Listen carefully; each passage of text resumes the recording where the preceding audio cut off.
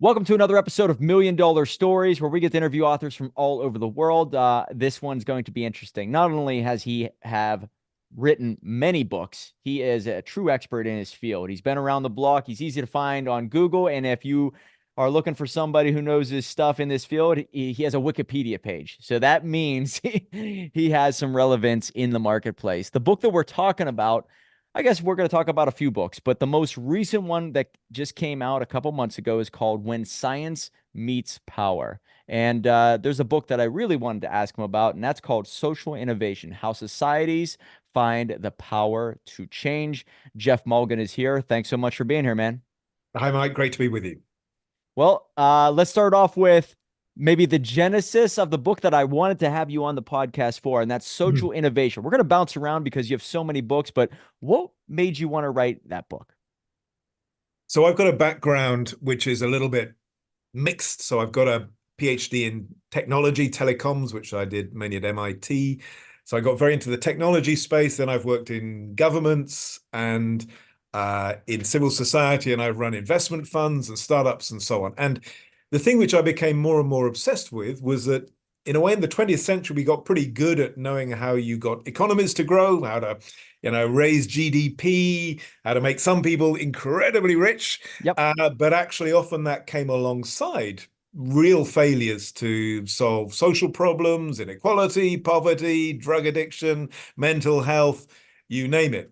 And so my interest for many years has really been how do we galvanize, harness some similar kind of creativity, innovation, entrepreneurial energy, but to actually solve problems which may matter more than a better way of ordering a pizza or a better way of selling real estate or stuff like that. This seems to me just kind of blindingly obvious. That's what our world needs, and certainly countries like the US need it. And yet our institutions for doing that are much weaker. We have many fewer funds to do it, much less training, much less method, and I think we're still pretty bad at it by comparison with how good we are maybe at innovating new pharmaceuticals or new, electric vehicles or new kinds of software. So that's the genesis, and what the book tries to do is set out how to think about it. Lots of examples from history and from around the world, and then some guides to how collectively we might do this a little bit better. That's basically what it's about. Beautiful. And so it sounds like you're a capitalist with a heart. Is that what you're saying? More so than anything? Well, I've been in some roles a pure capitalist. I say I've run venture investment funds, and I used to run a big, half billion plus fund. So I've been involved in that. This is, in a way, is using some of the same skills any entrepreneur does to understand, a need, to understand a niche, a product or a service, and then put it into to the world. But often, where there isn't really a functioning market, there may not be anyone ready to pay for solving homelessness or drug addiction or poverty, and that's why you have to think much more imaginatively about solutions in this kind of space. Yeah, and you bring up a very good point about mental health. I just saw a stat, and I can pull it up here in a little bit, but uh, depression is skyrocketing, right? We have all this opportunity, and I just saw the median wage in the United States went from, I think, 1951. I was looking at some stats on Google, but right around $3,000. Now we're up to about 63,000. So the Mhm. money's skyrocketing, right? The opportunities there. Supposedly the education is way better. Yet, and this comes from a Gallup poll that's featured in ABC News, and I believe it's May of 2023. Women's rates of depression during their lifetimes climbed from 26.2% in 2017 to 36.7% in 2023. Rates of those with current depression increased from 17.6 to 23.8 over the same period. By comparison, men with depression during their lifetime saw a similar increase from 17.7 in 2017 to 20.4 in 2023. So, when you talk about social change, we have all of these new bells and whistles, yet the mental health is declining. Individuals are less happy. What is going on, and how do we fix that? Yeah, so this has been kind of a obsession of mine for quite a few years. When I was in government, I tried to look at, what can government do? How do you measure happiness? And in Britain, we started through the government measuring it about 12, 13 years ago. And then what can you do? And a little social innovation, which might be of interest to people seeing this, is Action for Happiness, which I founded with a couple of partners as a little sort of charity about 14 years ago now. The Dalai Lama is our patron. And what we try and do is bring together the science of happiness. What do we actually know about what you can do in your own life, but also in a workplace or in a school or in a neighborhood? And it turns out there's quite a lot you can do. As you say, we've got mountains of evidence now that something is going wrong in our societies. It's quite complicated, particularly teenagers.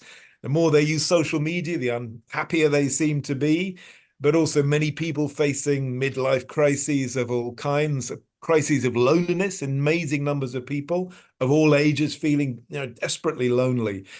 And I think a lot of it, well, there's a lot of aspects to it. One is about this weird paradox of social connection. The period when the internet became part of all our lives appears to be the time when, in countries like the US, the numbers of people who said they could count on others to help them out in a crisis sharply fell. Basically, it went up from about, I think, 8 or 9% to about 25%. So there was no one they could turn to help them in a crisis, even though their Facebook friends and so on might have been multiplying. There was something deeply problematic going on the level of social connections. And this matters because one of the ways you make yourself happy is not just by getting a big car and so on, but it's actually doing stuff with other people or helping other people or giving other people. Caring for other people is one of the best ways to be happy. So if you're very isolated and cut off and fearful of the world, you get into a kind of downward spiral. You may take more and more, pills to help you out, but they often don't really work. So the stuff we've been doing with Action for Happiness and others is really trying to get people back to the basics of human relationships, appreciate nature, learn to look after yourself and your fitness and your diet and all sorts of stuff like that. And then there's a kind of bigger task, which I've been working on the last year or so, which is what can you do at the level of a city or a nation to really improve the well-being of not just maybe the 1 or 2% of people who suffer from really severe schizophrenia, depression, and so on, but maybe it's 10, 20, as you say, 30, maybe 30+% in their lifetime, people struggling with anxiety and depression. What can you do to help them? Just give that a little bit of support. It could be online support. It could be community centers. It could be coaches and therapists to try and turn back this tide of unhappiness, which is crazy. We live in some ways the best time ever in human history. Mm-hmm. It's a tragedy that we've so failed to fix this problem, even though physical health, in many ways, we have the most amazing hospitals and med tech stuff to fix your heart or fix your cancer or a limb, but we're much, much worse when it comes to fixing what's in there.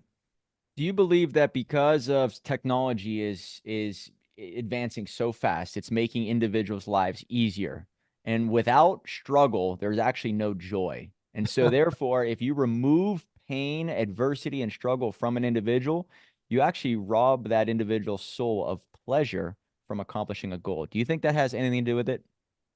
There's a little bit, and I mean, I actually quite like the way technology makes life easier. I much don't want to go back to a world before we had Google Maps to help me across Oh, good a point. city, for example. Terrible. Yes. But you're right. We as humans, we grow, we thrive through kind of narrative arcs, which often involve some setback, some challenge, and then you overcome them and you end up bigger. There's I don't know if you know the book by Joseph Campbell, A Hero with a Thousand Oh, Faces, come which on. was You're speaking our language. Joseph Campbell, The Hero's Journey, of course. exactly the hero's journey, the basis of Star Wars. I just a few weeks ago, in fact, just last week, published a thing on storytelling, looking at all these different frameworks for universal stories, and there are lots of them, but they nearly all have that kind of pattern where you have to go down before you go up. You have to face a problem, a setback. And it's in the process of overcoming some kind of adversity that you become bigger and actually become happier. So I think if we all lived completely safe, completely sanitized lives where maybe, robots cooked all our meals and everything for us, we'd be pretty miserable in that kind of world. We're not designed for that. We're designed to be in environments which are a little bit challenging.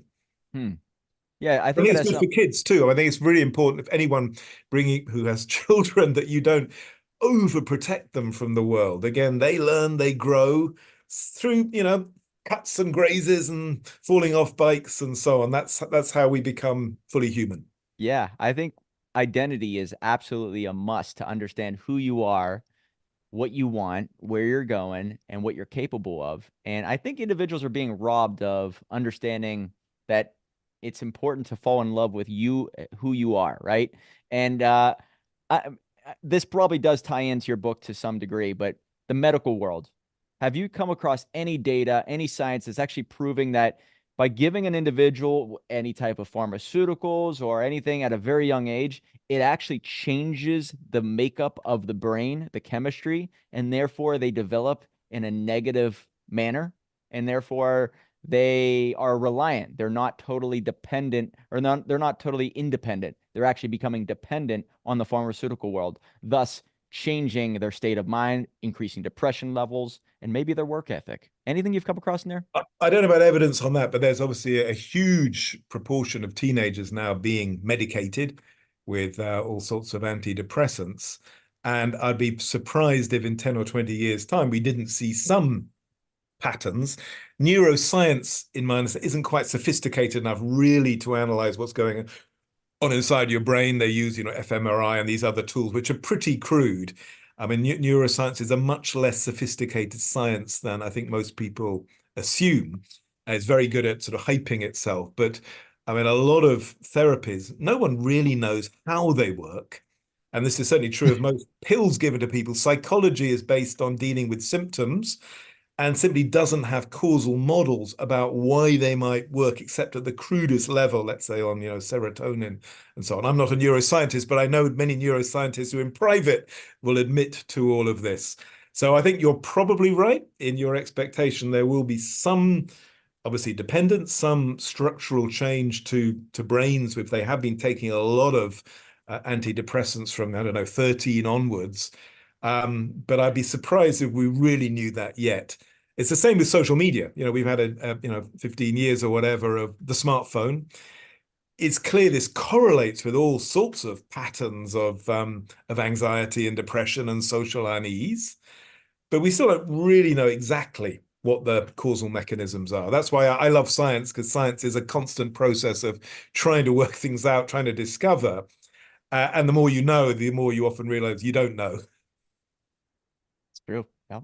And so, is there any clean takeaway from that book on, how societies can change? And I only have maybe two or three ideas that I think will work. And so, if there's anything that you were able to correlate with maybe the change from 1950 till now, is technology going up, spirituality and religion going down. So, in my opinion, I look at maybe one way to change society is maybe have more of a belief or have more of a push for spirituality. I would think that would be something. And then also adopting technology to use rather than to be used by. And the way I kind of frame it is think like an entrepreneur. If you do that, you could find opportunities. You could start to think for yourself. You're not going to believe the media and everybody all the time. You're going to do your own research, but you're also going to realize that personal transformation is required for you to add value to the world. And so if you think like an entrepreneur and you start to have more faith in God, I believe a lot of this can be fixed. What say you? Well, going back to your first question, what have we really learned about how societies find the power to change? Here, I use an analogy with science. If you go back to the 19th century in America or Britain or anywhere else, what was the life of a scientist? They were basically working in a little shed in their back garden, fiddling around with chemicals and doing things in a fairly, random way. And then in the 20th century, we learned that if you really want science to motor, you've got to organize it. So companies created huge labs like DuPont or IBM. Governments created enormous programs. In the US, Vannevar Bush was the great pioneer of this and what led to things like NASA and DARPA and so on. And enormous amounts of public money going into the discovery of new ideas. I don't know if you've ever seen the photographs of Bell Labs, which was probably the most innovative place on the planet, where the semiconductor, fiber optics, all these things came out of it. But it's an enormous, like a sort of a bureaucratic corridors with mainly men in white coats in it. And in a way, the key lesson was if you want systematic innovation, and the science world has given that to an extraordinary degree, you've got to organize it, you've got to fund it, you've got to create roles. Now, when it comes to social innovation, that is to say, innovation to maybe tackle loneliness or mental health or poverty or failure at school, we don't do any of that. We rely on slightly random individuals coming up with a good idea. There aren't proper funds, minuscule by comparison with hardware innovation. There's nothing remotely like a Bell Labs, trying out all sorts of things with brilliant scientists. The public funds are essentially zero in this space. So even though there are lots of social entrepreneurs, and in the past I've helped set up schools for social entrepreneurs, the odds are massively against them. And I think you're right. We need to cultivate that entrepreneurial energy, but we'd be misreading what happened in science and technology if we thought that's all that had driven, Silicon Valley. Silicon Valley would not exist without massive public spending, mainly through the Department of Defense, on all sorts of programs, huge universities like Stanford and so on. Is that combined with the individual entrepreneurship, then gets you momentum. And in the social side, we're missing almost all the parts of that equation, which is why I see a widening gap between, as it were, economic success and social success. I think spirituality is undoubtedly part of that. It's a great motive for people who want to care, who want to love, who want to re-engage with the natural world and ecology. But here there's a really important point. I was very lucky at 17. I spent time in a Buddhist monastery in Sri Lanka and was very immersed in that tradition. And what a lot of Buddhists say is that the West sometimes took about half the spiritual tradition, which was just about what you do for yourself, your own personal practice, and forgot the other side of it, which was all about compassion and relating better to other people, which is deep in the Buddha's teachings. And yet we got this sort of slightly commoditized consumerist version came to the West, where spirituality was just something you did on your own. Maybe you did it through an app or you read books or whatever. And people find, in reality, I think, quite unsatisfying, because again, that's not really what we're like as human beings. We depend on others. And in Buddhism, the monastery was the main institution, which was not being a lone hermit, it's being with others. So part of our social renewal has to be being a little bit suspicious of over-individualistic solutions to anything. And it also applies to entrepreneurs. Every successful entrepreneur is good at creating teams, is good at working with others. They might be a bit maddening and impossible and so on, but if they're only individualistic, they're not going to find anyone who wants to work with them, who wants to give up their life. So again, I think we often have slightly misleading frames which over-glorify the pure lone individual solving everything. Whereas if you actually always read the histories of the really successful entrepreneurs, you discover there's a whole army of other people around them who often get a bit ignored in the stories, but who were crucial to helping them, solve the complex problems of marketing and finance and product development and relations with the investors and so on. So I always look at the networks in a way, the social side of things, not just treating individuals as if they're standalone atoms without any context. That's not how the world works. It's not how people usually succeed. What made you fall in love with this hero's journey, this entrepreneurial pathway, or the ability to maybe affect change, the society around you, the community around you? What made you take this road? And was it a parent? Was it an experience? Was it a book? Because I bring up Rich Dad Poor Dad pretty frequently on this podcast because it's the one that made me understand what an entrepreneur really was, and I never looked back. So any defining moments that stand out in your life? Well, I was quite an angry teenager, so that's probably what started me. We're all rebels. Us entrepreneurs, we're rebels at heart. Am I Yeah, right? and I was angry. The society around me just seemed pretty wrong, pretty unfair, pretty mean. In London? I was brought up in London at a time, well, then it was under Margaret Thatcher. There was a lot of social division, a lot of a widening gap between the rich and the poor, and it didn't look to me like the people who were doing best deserved to. They were often, they're often the worst, not the best people. So I guess that then spurred me into this interest in social change. And I guess I realized, I learned, how much of the world around us, it looks kind of solid, but actually, once you start doing things, you realize the world is much more fluid, much more plastic than it seems. It's been created by people, and then we treat it as if it's a kind of part of the landscape. Whereas pretty much, all the organizations around us, somebody at one point invented, and they didn't exist before, and it looked a bit crazy. I had one really good mentor who was a guy called Michael Young, who was uh, fantastic. A great American professor once called him the most successful social entrepreneur in the world because he created about 100 new organizations, and in his 80s started creating private companies and selling them to venture capital, which is quite a weird thing to do in your 80s. But he was really good at just inventing new stuff, but making it real as well. And there were some of his sayings which really affected me. Like he always said, take no as a question, not an answer. Because every single idea he'd ever had, the first reaction he got from people was, no, it won't work. We won't give you money, or we're already doing it. And some of them say all of those at the same time. And he said, use it as an energizing force. Use it as a question. How can I next time, persuade them? Don't be disheartened. So no as a question on answers. Quite a quite a useful idea. And he was always willing just to take risks, just to start by doing things. Don't try and have an incredibly detailed plan on paper. Right. Often the best way to do something is just go for it, start at small scale, learn by doing iteratively. So what's become normal in software, he was doing back in the 1950s and 60s, and he had a whole body of sort of theory and processes, but they were very opposite to the way I guess governments usually work or universities. And I love that ethos that you'll learn best by diving in and doing stuff, not by sitting in an ivory tower or sort of writing 500-page business plans which don't survive their first encounter with reality. Right. Yeah, how many professors are out there teaching entrepreneurship who've never started a business? It just blows my mind. Yeah, well, it's very nerve-wracking starting organization. I've just started another one about a month ago, actually. So I love startups, but it's constantly anxious because, especially if it's an imaginative idea, you will struggle to get support, you will struggle to get money, and you'll always be a little bit worried you'll be humiliated or it'll be a Yeah. complete failure.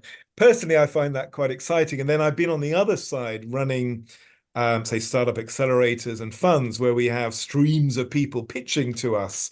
So I got quite good at, I guess, at coaching people on how to do pitches and what would work with people like me. But I admire people who are willing to jump off the cliff and just try something and not just moan about it or not tell someone else to fix a problem. If you see a problem, be the solution. Don't wait for someone else to do it.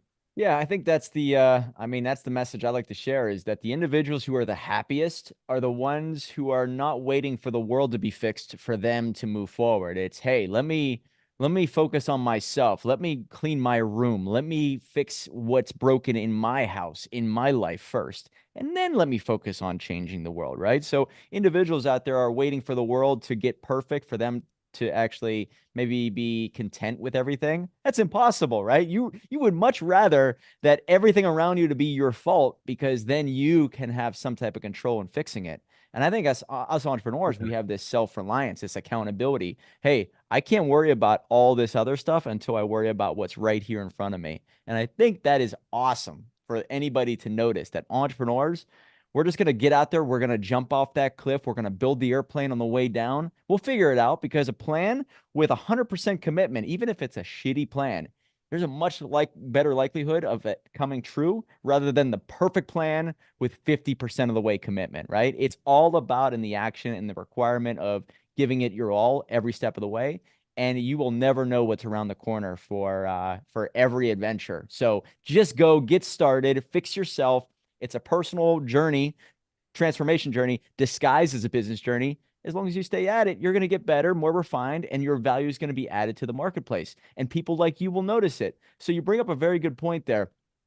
People go in to pitch their ideas, worrying about their business plans. What are some tips that you recommend to our listeners, our viewers, that you would say to them on how to do the perfect pitch or how to even get started with a business? Yeah, well, can I just go back one step to what you said earlier, because and then I will come on to Yeah. pitching. So what you described about entrepreneurs is actually also true of activists. It's true of leadership more generally. And one of the other organizations I helped set up is a leadership development program called Uprising for 18 to Oh, 24-year-olds. We teach them how to be leaders. And what's really interesting is they often start off thinking they've got no power. You know, you're an 18-year-old, maybe you're a refugee from Somalia or whatever, you're in this big world, you see all these systems and you feel powerless. And we always try and get them to think about what little bit of power you do have. And then they have to run real campaigns. It's a year-long program where they have to do stuff in the real world where they live. They get coaches and support to do that. But I think they learn far more in that year of trying to change the world and learning by changing it than they would in a university reading books. I'm a professor at a university, so I shouldn't say this, but it's definitely true. And then we've increasingly shifted the course so the self-knowledge grows as well as the knowledge of the outside world, because there's a weird phenomenon with these leaders, and it's the same with entrepreneurs. You need a mixture, I would say, of arrogance and humility. It is quite arrogant to believe that you will have an amazing product, you will change the world, you'll fix things. And if you've got none of that arrogance, you won't be much good. But if you've only got arrogance, you don't listen, you don't get the messages, you don't, that was learn. me. Whenever I was 18, I had all the answers and I didn't know shit, right? Exactly. So you've got to cultivate always this weird contradictory balance of humility and arrogance, and always make sure they're not getting a little too, you're not so humble, you don't try and do anything, but you're not so arrogant, you just become an idiot or a moron. And we see lots of leaders who do that. Now, that maybe slightly relates to the perfect pitch. Not sure there is a perfect pitch, but in a way, that's also what you're often looking to see in the entrepreneur, the pitcher, that they've got the inner strength to get through the setbacks. There's bound to be setbacks and things going wrong, so a little bit of arrogance. But you don't want some pompous self-important idiot who you can tell won't be able to motivate other people, won't learn from those around them, won't get the right messages. And usually, I mean, the main stuff I also used to see was just not enough focus, actually, not a clear enough proposition, and cash. I mean, the really boring stuff, I mean, you'll know all of this, where so many projects go wrong, is just failure to think through rigorously cash management. Yes. And that's what kills the great majority of startups. They burn through the cash. They don't think about it hard enough. It's great to have a fantastic idea, but you've also got to, keep some cash in the bank. Otherwise, you disappear. But so simplicity, clarity of diagnosis, prescription, why you, and then the sequences, even though if you're on the panel, you know that much of that will change in reality. But you do want the sense they've thought those bits through, and then that they've got this inner character, which will help them learn really fast when the world pushes back on their idea, as it's bound to do. Yeah, it wasn't until my fifth startup that I actually made money, which does kind of lend to the fact that you just really need to get through these first few failures without losing your soul, right? So there are people out there who maybe go in to do that pitch for the first time or start a business and they fail. I've known a lot of people throughout my journey. It's wild how they fail. One time they're done and then they hate capitalism, they hate entrepreneurship, and they're all about, hey, the government needs to take care of me. It's pretty crazy. And so you probably see the same thing. What makes it for those people who actually get to the finish line or get to that successful business after failure, after failure, after failure? Is there just something inside of them that just won't die? Do they have something to prove? Is there a chip on their shoulder? Any trend that you've noticed?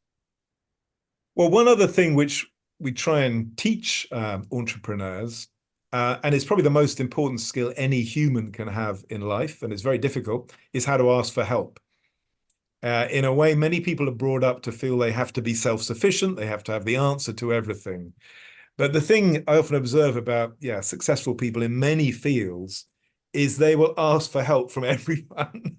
And they'll be completely unembarrassed about asking for, might be for advice or a contact or Richard Branson is famous for saying what you just said, by the way. Very famous. He used to help. He has to ask for help because he couldn't read. He had dyslexia. Yeah.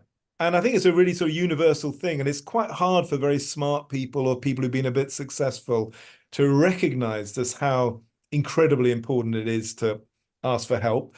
And then if you do fail, as you're bound to fail, or you're likely to fail with your first two or three things, Yep. it is that cultivating the learning. The other thing my mentor I mentioned earlier used to say is always seek out your severest critics. Be hungry for that kind of quite demanding, challenging feedback. Again, it may be psychologically a bit difficult. You think you've got an amazing idea, you're going to be the next TikTok or whatever. You might not like someone tearing it apart. And they might be wrong as they tear it apart, but it's very rare for that process not to be useful for you, to somehow help you sharpen up your thinking. So I mean, this applies again in many walks of life. It's useful to try and find your smartest critic and really listen to them. Not obviously, you'll be quite careful that they don't completely destroy your confidence, but to take out from them an insight into how you can be most successful. That's a humility point again. You've got to be humble enough to feed off criticism. And again, that's asking for help, but in a very particular way. Hmm.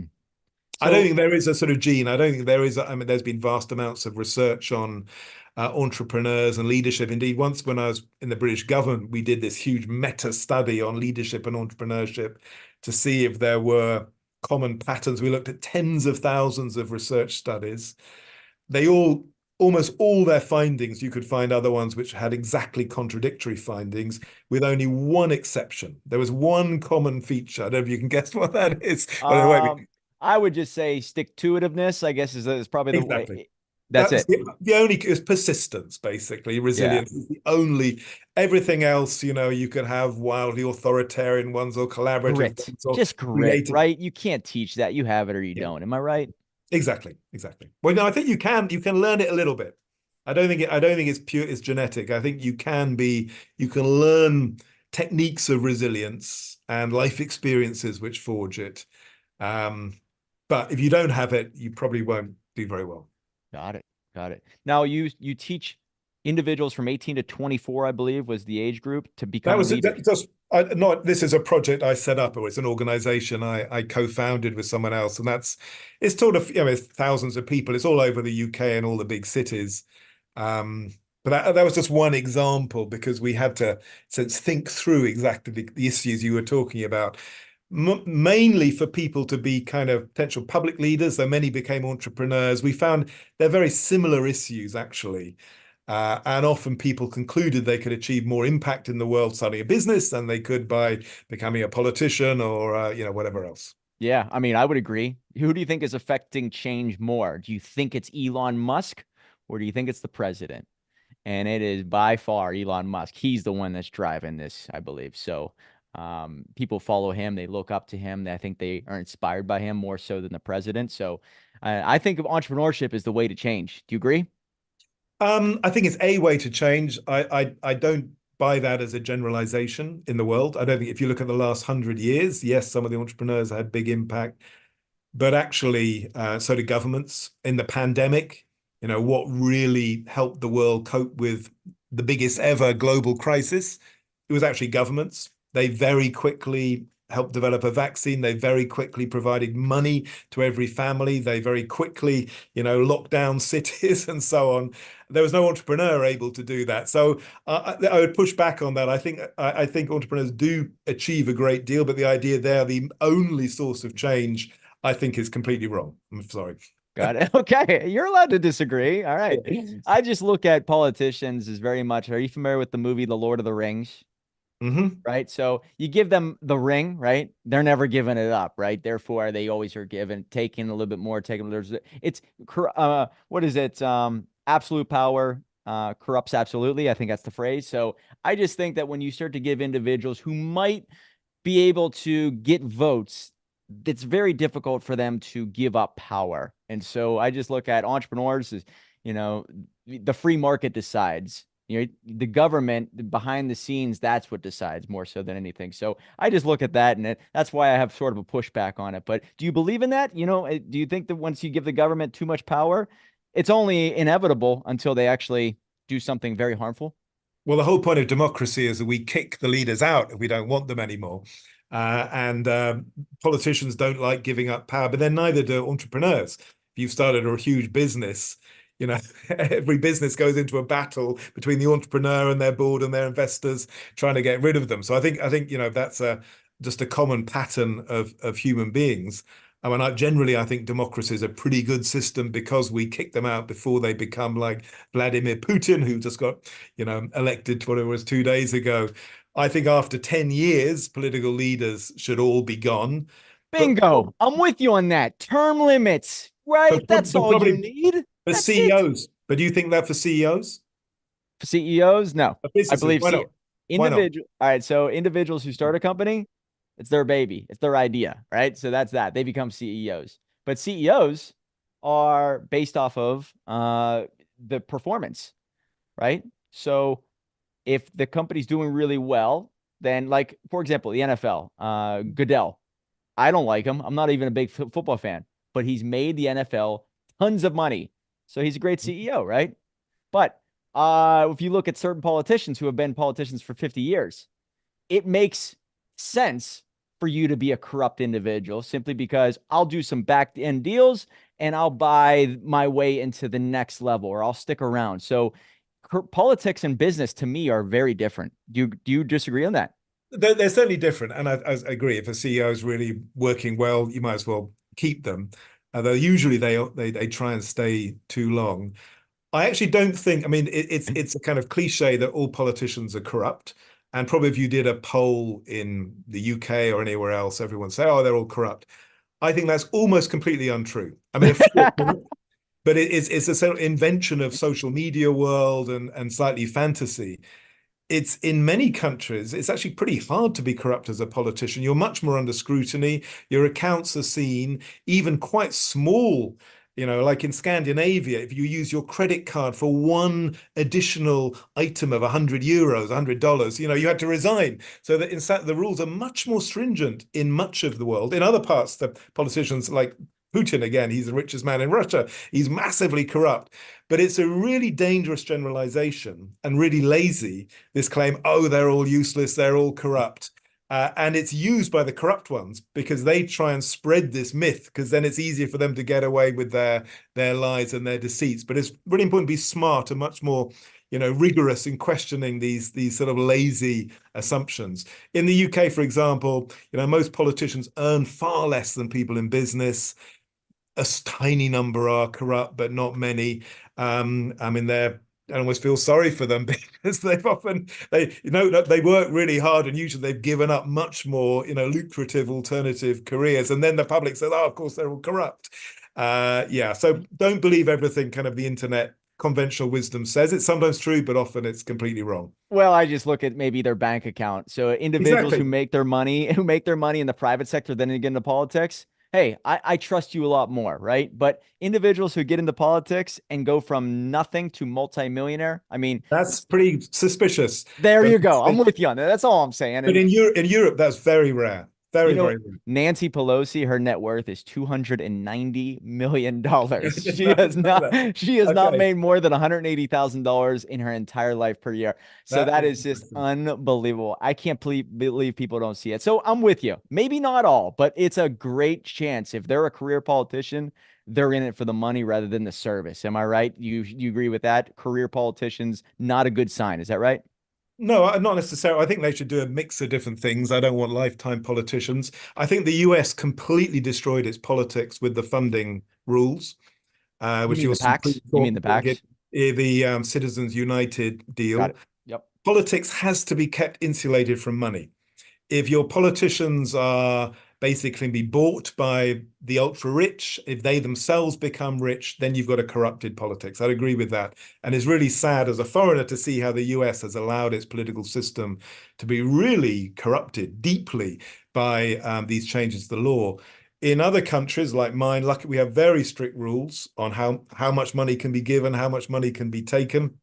As I say, it leaves the politicians a bit poor and miserable sometimes, but I'd much rather that than ones where they had a few hundred million in the bank account and where, a handful of billionaires can basically buy whoever they want. That's what you get in some poor countries. It's what happened in Russia. Putin's worth, what, $100 billion or something. They say he's the richest man in the world. Yeah. Yeah, but democracies really have to stop this pollution, essentially. I think money can pollute politics just as politics can pollute business. I don't think politicians should be, running big businesses, but I don't think big business should be running politics. It always ends in tears.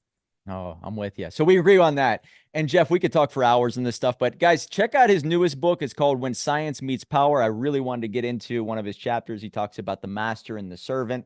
And I just think that at all times we are either the master or the servant. So be aware of it. And so I thought we can get into that. Maybe you can come back on again because your books, I mean, it seems like you're putting one out every year or so. So you can come back on whenever the new one comes out. How about that?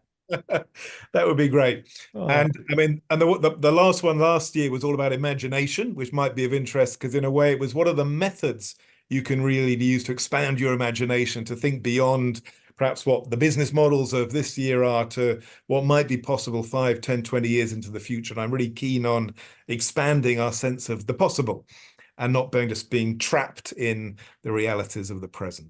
Wow, AI, right? It's, I mean, scary for some. I think very exciting for many, right? So depends on how you use it. You don't want to be used by it, but oh my, the world is going to look Yeah, very different, I think, 10 years from now. absolutely. So guys, check out his books. Is there a social media channel that you are posting to more so than any other, or a website that you want to promote? I mean, X, I can be followed on X or LinkedIn. I'm fairly regularly stuff like the stuff on stories from last week. If you're interested in storytelling, that was on both of those platforms last week. I'm gonna go check it out right now. So it's easy to find you. Is it just Jeff Mulgan? Is that Yeah, right? exactly. All right. I mean, anything about the hero's journey, I'm in. So, guys, look him up. He's easy to find. Like I said, Wikipedia page, many books on Amazon, and very knowledgeable. And I loved London when I was there in 2005. I was there for a couple of days, and I absolutely loved it. So, I have a sentiment to anybody from London. I'm like, all right, you guys treated me well while I was there. So, Good. it was an honor to have you on, sir, and I really appreciate your time and your knowledge on this topic. Thank you, Mike, and everyone's welcome in London anytime. All right. Remember, guys, $1 million book will lead to $1 million life.